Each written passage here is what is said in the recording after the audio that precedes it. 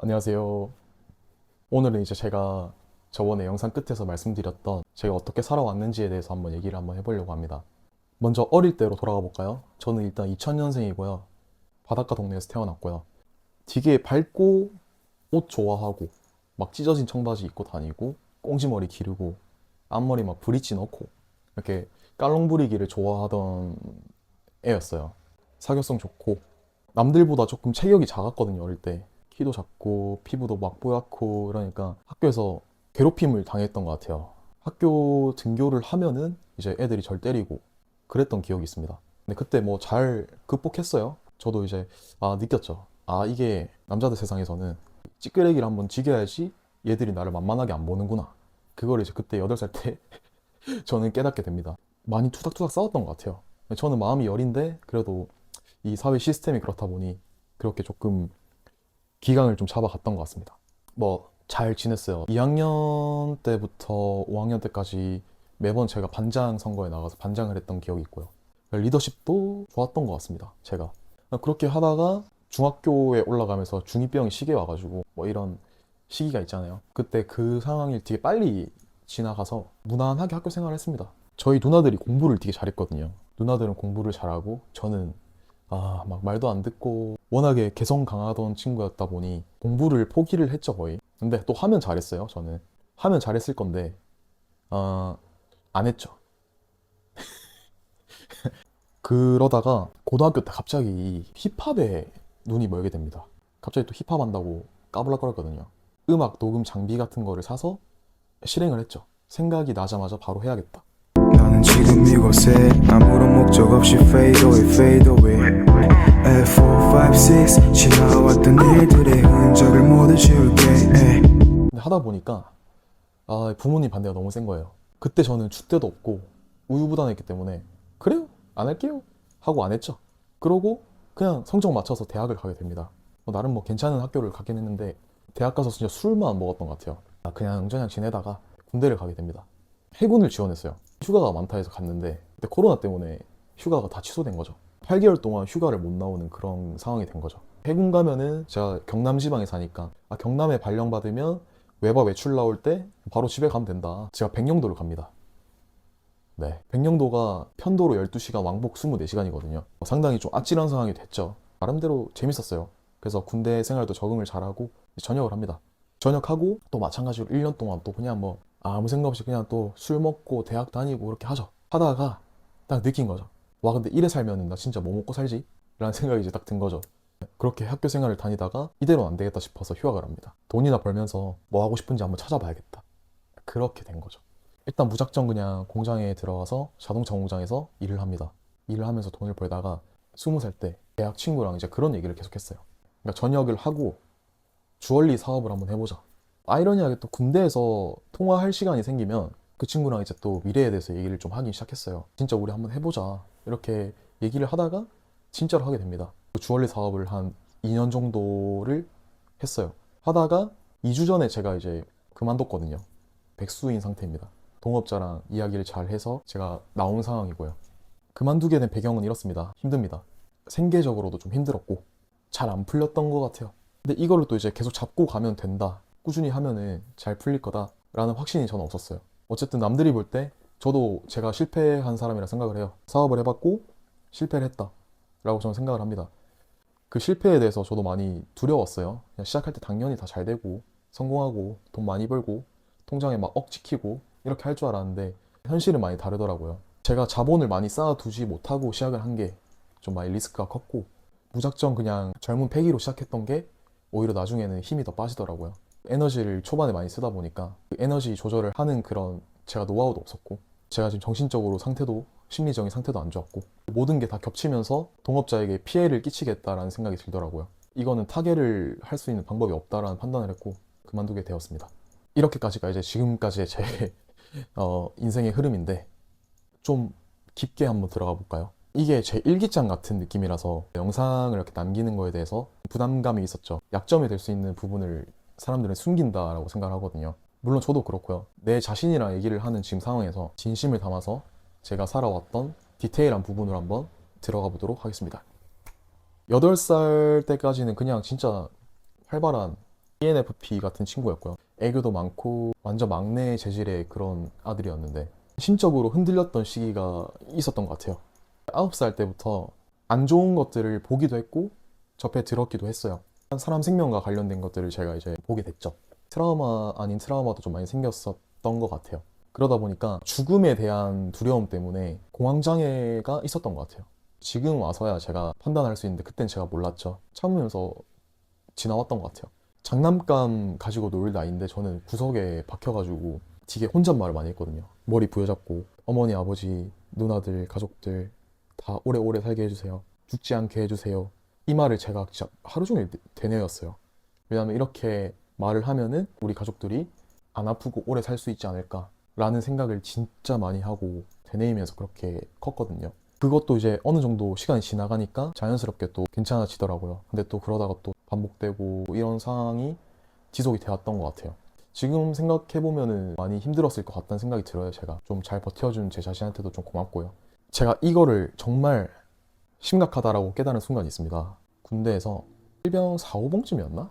제가 새벽에 당직을 이제 자주 들어가잖아요. 이제 섬에 갔다 보니 레이더를 보는 병으로 제가 발령이 된 거죠. 하루에 4시간, 3시간 이렇게 쪽잠을 자면서 계속 생활을 하다 보니까 아무래도 좀 마음도 많이 무너지겠죠. 그런 게 좀 더 많이 다시 발현이 됐나 봐요. 숨이 안 쉬어지고 그런데 제가 막내다 보니 이거를 말할 수가 없잖아요. 그래서 꾹꾹 참았죠. 참으면서 당직 잘 마무리하고 올라와서 밖에서 막 이렇게 하다가 생활반에 들어가고 처음에는 주기가 짧았다가 점점 잦아졌습니다. 군대에서. 당장에 내가 어떻게 할 수 있는 방법이 없으니까 일단 참고 전역하고 나서 생각하자 해서 전역 때까지 계속 참았던 것 같아요.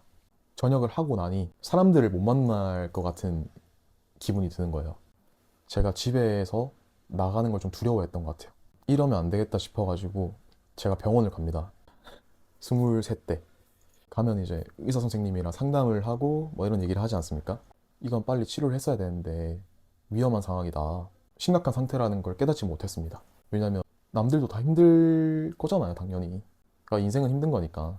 단순히 내가 엄살을 부리는 거구나 라는 생각이 들었던 거기 때문에 인정을 하지 않아요, 스스로를. 복학을 해서 심리상담센터를 갔어요. 저 힘듭니다. 이렇게 말을 한 거예요. 척도 검사랑 뭐 이것저것 되게 많이 해서 지금 이 수치를 보니까 조금 위험한 상태다. 상담을 계속 꾸준히 받아보시라 하셔가지고 상담 등록을 했죠. 등록을 하고 얼마 안 지나서 아침에 딱 자고 일어났는데 귀가 안 들리는 거예요. 그래서 뭐지? 이러고 막 거리길래 씻으면 괜찮겠지 하고 샤워를 합니다. 샤워를 하는데 너무 어지러운 거예요. 막 쓰러질 것 같고 왜 이러지 해서 밥을 안 먹어서 그런가 해서 밥 먹었어요. 근데 계속 그러길래 귀가 문제니까 일단 이비인후과를 가봤어요. 갔더니 저한테 무슨 종이를 주는데 메니에르병이라는 뭐 종이를 주는데 그게 의심이 된다 이렇게 말씀을 하시는데 희귀성 질환이고 치유가 안 된다? 이건 또 뭘까 싶어가지고 그때 되게 기분이 안 좋았던 것 같아요. 다 뭔가 안 되는 것 같지? 이런 생각을 했던 것 같아요. 그날 집에 가다가 인생에 대한 기대감도 없고 안 좋은 생각들도 많이 했던 것 같아요. 마음의 여유가 없는 상태다 보니 이 자취방 밑에 미용실이 있다는 거를 인지하지도 못하고 있었는데 그날따라 그 미용실이 보이는 거예요. 머리를 할 생각도 없었는데 그냥 무작정 들어갑니다. 미용실 원장님이 제 그 영상에 자주 나오시는 모에살롱 대표님인데 처음 이제 작게 가게를 오픈하셨을 때예요.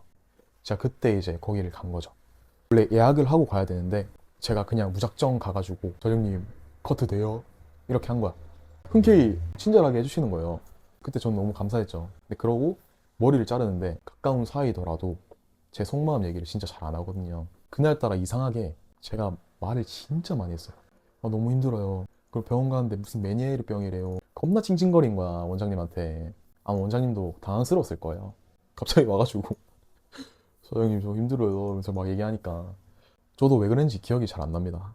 이야기를 하고 나오니까 마음이 너무 편한 거예요. 그러고 나서 왠지 모르겠지만 이렇게 자주 지나가면서 마주치는 상황도 많이 생기고 모엘 형, 그러니까 대표님을 많이 존경을 하게 된 거죠. 멋있는 사람이고 열심히 사시는 분이다 보니 나도 저 사람처럼 좀 멋지게 살 수 없을까? 라는 생각을 하게 해준 사람인 것 같아요. 진짜 저한테는 너무 고마운 사람이고 그런 얘기를 한 번씩 형한테 하긴 해요. 형님 덕분에 제가 다시 열심히 살 수 있게 됐던 것 같습니다. 이런 이야기를 많이 하는데 그 원장님께서 저한테 고맙다고 하시더라고요. 나로 인해서 너가 바뀌게 된 게 고맙기도 하고 자기는 이제 나한테 해준 게 없다 라고 말씀을 하시는데 진짜 많이 그때 위안이 많이 됐습니다. 진짜 제가 힘들었던 순간이 그렇게 있었습니다. 지금 생각해보면은 뭐 별것도 아닙니다. 그 막상 힘들어보고 심리적으로 불안하셨던 분들이라면 공감하실 수 있지만 주변에 어떤 외부적으로 막 좋은 이야기를 해주고 일으켜 세워주려고 해도 결국에는 그거는 자기가 받아들이기 나름이라고 생각을 해요. 마음의 여유가 없는 이상은 아마 그거를 받아들이기 힘들 거예요. 최대한 그냥 스스로 생각할 시간도 많이 주고 최대한 혼자 안 있게 해주려고 노력을 하고 그렇게 하면은 점점 사람이 괜찮아진다고 저는 생각을 해요. 뭐든지 계기가 있어야 된다고 생각을 하거든요. 근데 저는 인생 목표가 없었고 잘 살아가야겠다는 계기도 없었던 사람이다 보니 아마 더 그래서 힘들었지 않나. 막상 지금 또 생각해보면은 힘들었던 순간이 있기 때문에 제가 어느 정도 제 인생 가치관이나 제가 어떤 사람인지에 대한 그런 생각할 시간이 더 오히려 많았다라고 저는 판단을 해요. 저는 진짜 안정적으로 빨리 가정을 이루고 그 가정에 충실하고 싶어요. 요즘에는 마음이 약간 안정되지 못하다 보니까 연애나 사랑 관계에 있어서 제가 잘 못했던 부분들이 많았고 그런 부분들을 지금 생각하면은 잘못했구나라는 생각도 들기도 하면서 모든 부분에서 조금 가치관이나 사람으로서의 인격이 형성된 것 같아요. 이제나마 뭐 지금도 부족하겠지만 채워져야 될 것들은 지금 이제 좀 채워진 상태라고 저는 판단을 합니다. 그리고 제가 지금 백수가 됐잖아요. 앞으로 인생 목표가 어떻게 되냐? 제가 느낀 게 있습니다. 제가 처음에는 나는 누구 밑에서 일을 안 할 거야. 내가 내 회사를 세워서 내가 하고 싶은 것들을 할 거야. 라고 했던 거가 진짜 잘못됐다라는 걸 지금 최근에 깨달았어요. 저는. 물론 그게 맞을 수도 있어요. 맞을 수도 있는데 누구 밑에서 붙어가지고 그 사람의 모든 것들을 전수받아서 그 사람의 기술로 무언가를 시작해본다? 이게 순서가 맞는 거라고 저는 생각을 하거든요. 너무 단독적으로 누구 말 안 듣고 그렇게 성장하려고 하다 보니 오히려 성장하는 속도가 느려질 수도 있고 제대로 방향성이 안 잡힐 수도 있겠다는 생각이 저는 들었거든요. 아까부터 계속 말을 하던 그 모해살롱 대표님이랑 좀 사적으로 식사를 하는 시간도 많고 같이 헬스도 하고 하는 시간이 많다 보니 대표님께서 저한테 미용 배워보는 거 어떠냐, 잘할 수 있을 것 같은데 라고 말씀을 하셨을 때도 미용 괜찮은 것 같아요, 좋은 것 같아요 라고 말을 하고도 거기에 대해서 생각을 안 해봤던 것 같아요. 왜냐면 제가 그런 성격이었으니까 사람들한테 예의가 없었던 거죠. 나한테 좋은 말 해줘도 들을 생각도 없었고 그것도 제가 최근에 알게 돼서 고치려고 많이 노력을 하고요.